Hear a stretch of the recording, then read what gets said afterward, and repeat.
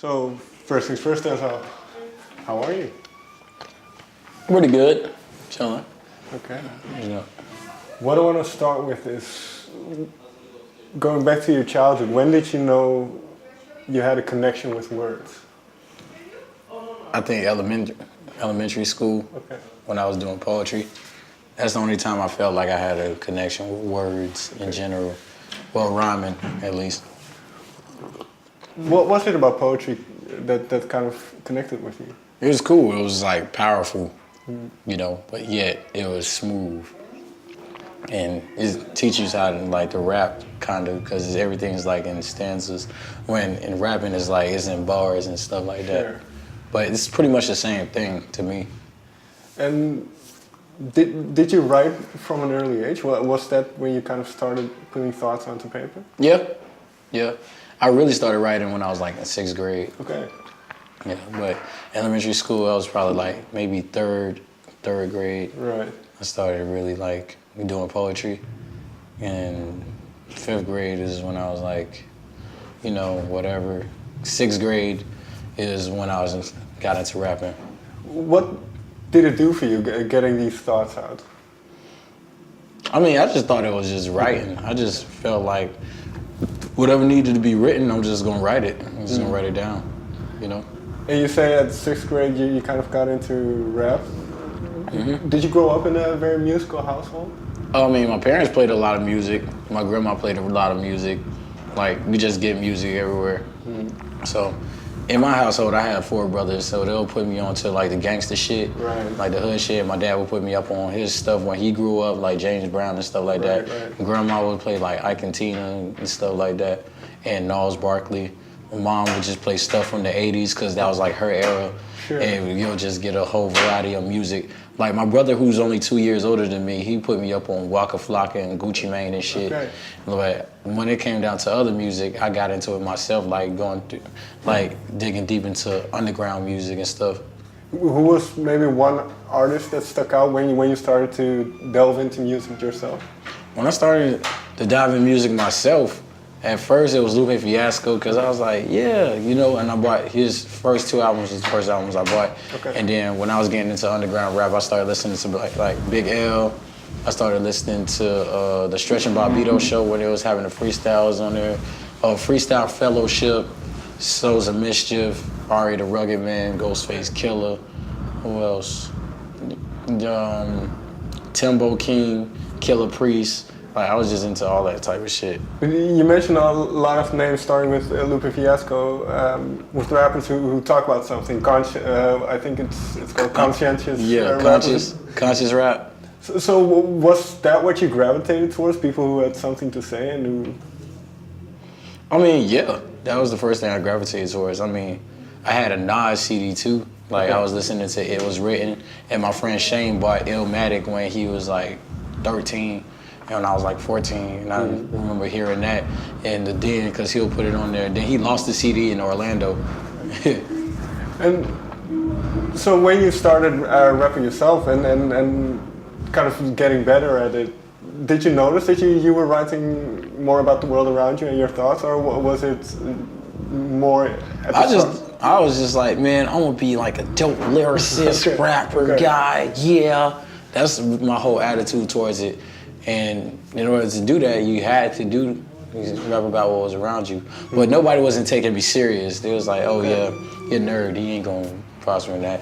Oh yeah, he think he could rap? Nah, he ain't gonna prosper in that. Like, a lot of people thought that was gonna happen. I just rapped because I liked it as a hobby. Well, it's interesting that you mentioned this, because you have a track called Gook. It's kind of you refer to yourself as a Gook, as a weird person. So when did this kind of establish itself? Well, when did you feel you were a little bit different than the rest? Man, I've been called a Gook since I was young, like super young. Well, pretty much I would say I've been called a Gook since I was probably like middle school, high school type. And everybody kept calling me that, and I was just like, damn, bro. Like, then one day, this girl that I was talking to at the time, she texted me, and me and her was like talking over the phone, like joking around. And she's like, you really are a Gook. And I was like, for a minute I got offended, and I was like, fuck, why does, like, really? Did you just really say that? She was like, yeah, I meant it as, you know, you a gook, you gooking. And I was just like, damn, is that how really people see me? That's how people see me as a gook? I'm just being myself, and that's when the song Gook was made. But it's something you've embraced. I think that this being a little bit different, or at least. Yeah, I just embraced it because everybody was gonna call me it anyway. So if I embrace it, like it won't work if somebody was to call me that in the future. Sure. And you say people weren't taking you seriously at that point. So when did people start taking you seriously? The moment I got on MTV and then came out with my first album, and then everybody was like, oh shit. Like, damn, this nigga's actually like really doing it. And then I had to keep proving that point. Was that important for you to get, so to say, respect or acknowledgement from the people around you? Was it important for you to get acknowledgement from the people around you? Yeah, because I felt like nobody respected me. You know, they thought I was just a pushover. I really thought everybody didn't respect me, so I really had to demand my respect. And was there maybe a track or well, even a couple of tracks that kind of, when you thought, okay, now it's something people can't kind of get around this anymore. This is good. Was there a track like that you kind of felt the scales tipping? Ultimate, when I first did it. Okay. Do you remember writing that track? Yeah, I remember writing that track. What kind of mindset were you in? I mean, originally when I was writing that track, there was no beat. Like, the beat wasn't there yet. Like, the beat came in one night when Ronnie was just playing his beats, and that one beat he sent me 3 years ago, and I just never used it. Okay. It was like, he sent me that beat when Nostalgic was being made, but I didn't know what to do with it at that time.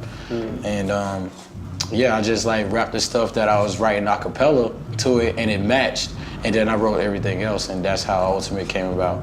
And this mentality that I wrote, well, you talked about this, about your ultimate self and self-reliance. So when did this kind of sentiment develop, that you had to be self-reliant? I think after I met Andre 3000, that's when it happened. Because like I wasn't really like I always wanted to do the ultimate thing, but I was afraid of being judged for doing the ultimate thing because like I just felt like everybody was like, you know, like, you know what I'm saying? I was just more insecure about it at that time. Like, yeah, should I do this? No. Should I change my hair? I was afraid of evolving.